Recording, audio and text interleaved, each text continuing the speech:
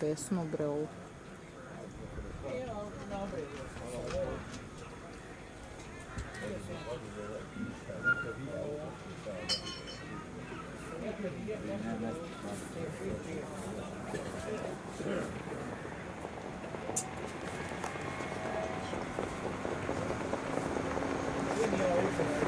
Isak Svač.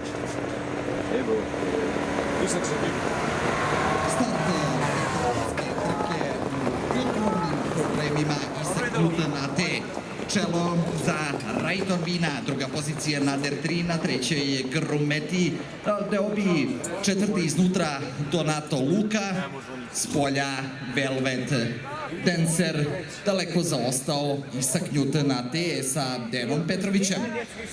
Ima još mnogo da se kasa, 2100 metara, sada je na čelu Nadir 3, tako smo izuzetan u nadmetanju za Behar grada Sombora, prati ga Rajton Vin, ali napada s polja i sada obilazi Rajton Vina Velvet Dancer. Za Rajton Vinom krenuo je i Finac Donato Luka, na sukama Donata Luke, Miodrag Pantić,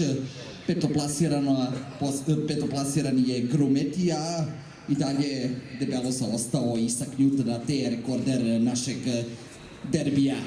Prva pozicija za Nadira 3, Antuna Horvatskog na drugoj spolja. Gledaj moje dva macana s Beogradskog hipodroma kako su stali jedan pored drugog. Vozača Branislav Lukić, na trećoj iznutra Rajton Vin, pobjednik Subotičke Milje s polja.